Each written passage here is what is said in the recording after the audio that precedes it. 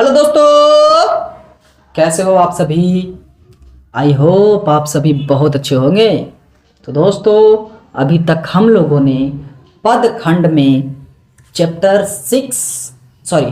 5 तक के सभी सवालों को एक आसान शब्दों में और सरल शब्दों में उसके जवाब को दिया है ना। अगर आप लोगों ने पीछे सारे चैप्टर के वीडियोस नहीं देखे हैं तो जाएं प्लेलिस्ट में हमारे यूट्यूब पे और वहां से देख सकते हैं, ठीक है।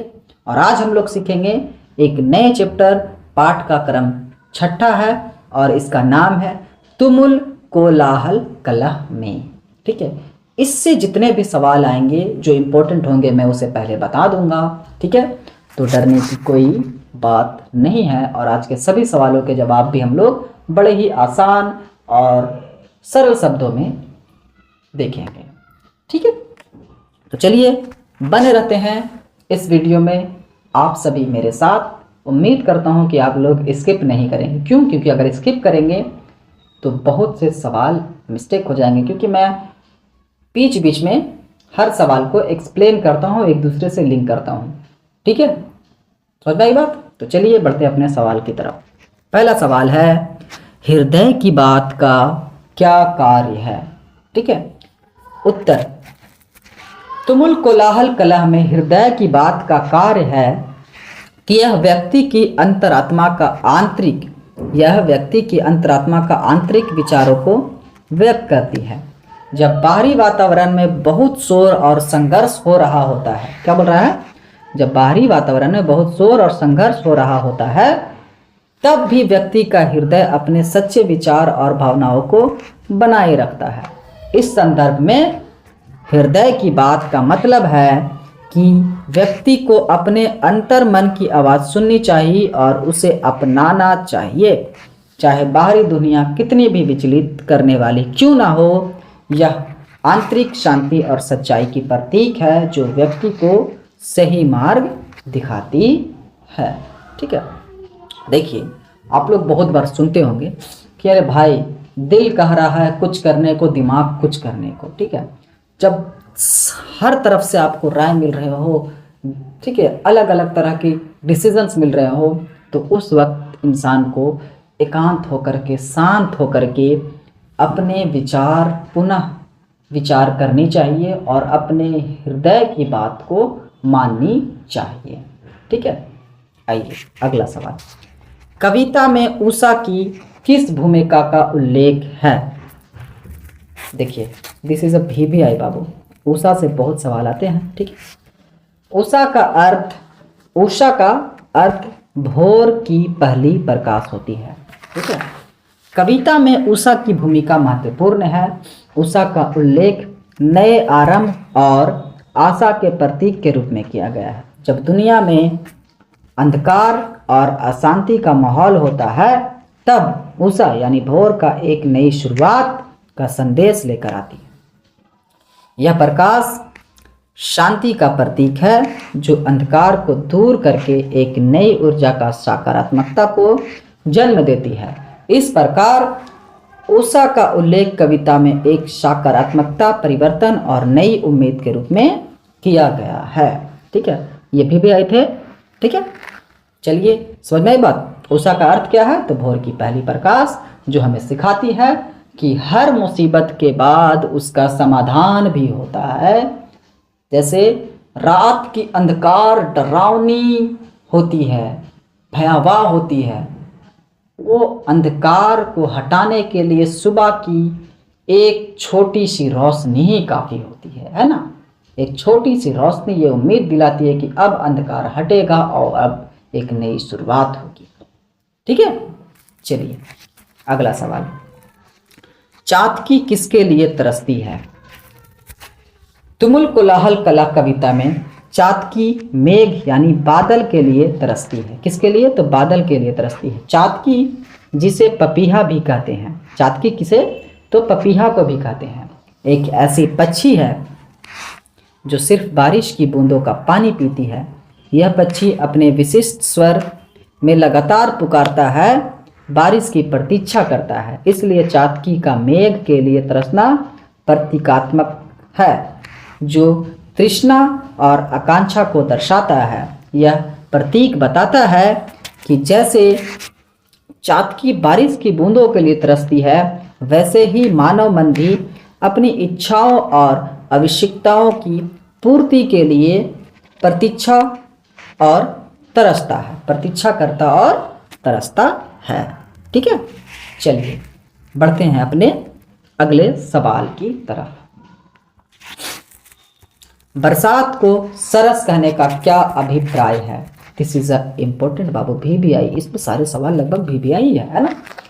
सरस शब्द का अर्थ होता है सजीव, रसपूर्ण और आनंदित करने वाला। ठीक है, सरस का क्या होता है? सजीव, रसपूर्ण और आनंदित करने वाला। बरसात को सरस कहने का अभिप्राय है कि बरसात को आनंददायक, ताजगी भरी और जीवन दायनी माना जाता है ना। जब बरसात आती है तो लोगों को बड़ा आनंद मिलता है, एक ताजे माहौल का शुरुआत होता है ना। जब बरसात होता है तो नए नए पेड़ पौधे खिल उठते हैं, एक नए जीवन लेकर के, है ना। इसीलिए इसे जीवन दायनी भी माना जाता है। बरसात जब होती है तो वह धरती को हरा भरा, उपजाऊ और तरोताजा कर देती है।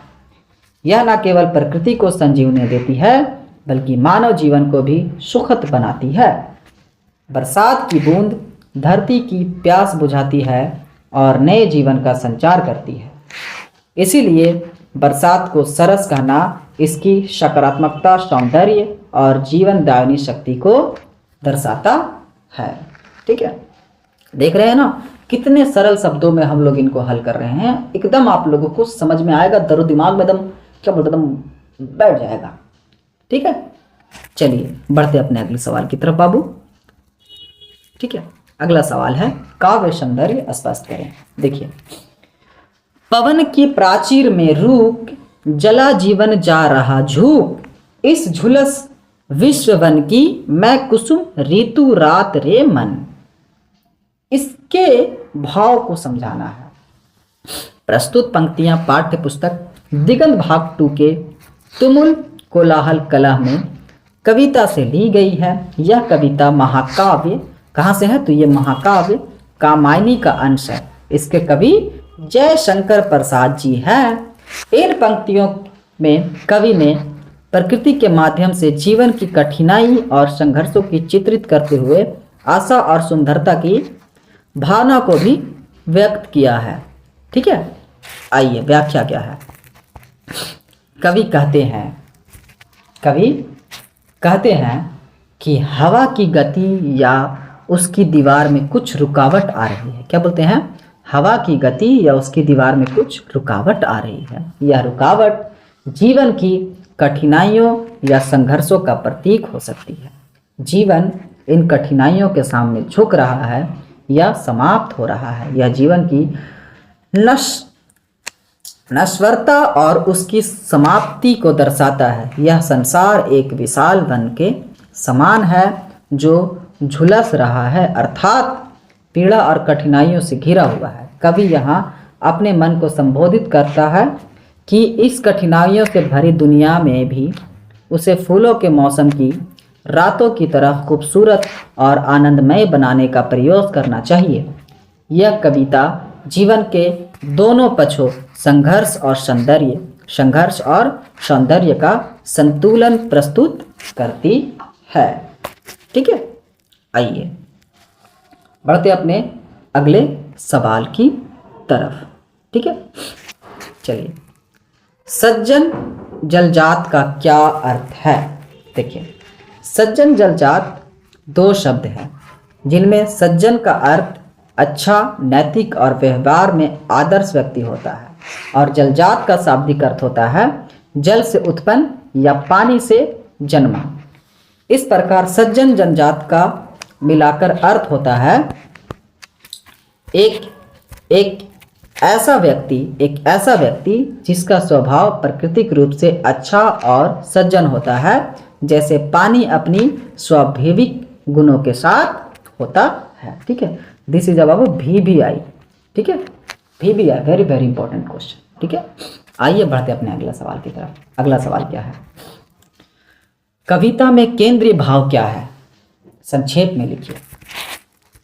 कविता का केंद्रीय भाव जीवन की कठिनाई और संघर्षों के बावजूद अंतर्निहित सौंदर्य और आशा की खोज है ना। इस कविता में हम लोगों को क्या बताया गया? तो एक तरफ कठिनाई, तो दूसरी तरफ संघर्ष, और उसके बावजूद भी हम लोगों को एक आशा होती है कि इसकी हल हमें मिलेगी।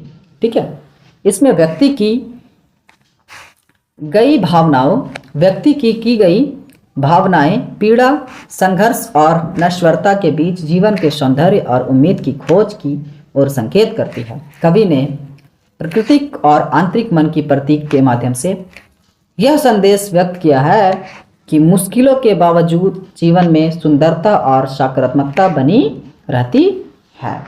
ठीक है, सुना है बात। इस कविता में हम लोगों को क्या सिखाया गया है कि कठिनाई और संघर्ष के बावजूद भी हमें एक अंतर्निहित सौंदर्य और आशा की खोज होती है ना। कि इन संघर्ष, जैसे कोई कठिनाई आई हुई, समस्या हुई, तो उसमें संघर्ष करके उसका हल ढूंढने का हमें आशा होता है और हम उन्हें पाते हैं, है ना। जैसे आप लोग देखिए, इतना बड़ा समस्या आया था हमारे दुनिया पे, कोरोना काल, है ना। लाखों लोग मरे, बहुत से लोग बेघर हो गए थे, भूख से मरे, कोई बीमारी की वजह से मरा, है ना। लेकिन उस दरमियान भी हमारे जो महान योद्धा थे, डॉक्टर, है ना, उन लोगों ने कितना मेहनत किया मेडिसिन्स बनाने के लिए, लोगों को सेवा करते करते अपने खुद की जान दे दी थी, है ना। उन्हें इतनी ज़्यादा कठिनाइयाँ होने के बावजूद भी वे लोग संघर्ष किए और एक हल के साथ हमारे जीवन को एक नई दिशा देते हुए गए, है ना, और वैक्सीन की खोज किए, है ना। इस कविता में यही बताया गया है। ठीक है, आइए अगले सवाल को देखते हैं। बोलता है, कविता में विषाद और व्यथा का उल्लेख है, यह किस कारण से है? विषाद और व्यथा का उल्लेख है, किस कारण से है? अपनी कल्पना से उत्तर दीजिए। कविता में विषाद और व्यथा का उल्लेख जीवन की निराशा और दुखद स्थितियों को व्यक्त करने के लिए किया गया है। इन भावनाओं का उपयोग यह दर्शाने के लिए किया गया है कि कैसे कठिनाइयों और संघर्षों के बीच मानव मन पर गहरा असर पड़ता है। इस भावना का उल्लेख कविता में इसलिए किया गया है ताकि जीवन की वास्तविकता और कठिनाइयों को उकेरते हुए अंतर्निहित सौंदर्य और आशा की खोज को भी उजागर किया जा सके। इन भावनाओं के माध्यम से कवि यह संदेश देना चाहता है कि कठिनाइयों जीवन का एक अनिवार्य हिस्सा है, लेकिन उसमें भी सुंदरता और आशा की किरण छिपी हो सकती है। ठीक है, समझ में आई बात। और ये बाबू इम्पोर्टेंट सवाल है। ठीक है, ध्यान देंगे। हर चैप्टर में जो भी इम्पोर्टेंट सवाल थे मैंने उन्हें बताया है। ठीक है, तो आइए आज हम लोगों ने अपने छठा चैप्टर के भी सभी सवालों के जवाब बड़े ही अच्छे शब्द और सरल शब्दों के साथ हल किया है। अगर आप लोगों के कोई सवाल है तो कमेंट कीजिए। मैं इतना उम्मीद के साथ कह सकता हूं कि आप लोगों को इससे बेहतर उत्तर तो अभी मिलना मुश्किल है। ठीक है, तो चलिए आज के चैप्टर यहीं पे समाप्त करते हैं बच्चों। Thank you so much. जय हिंद।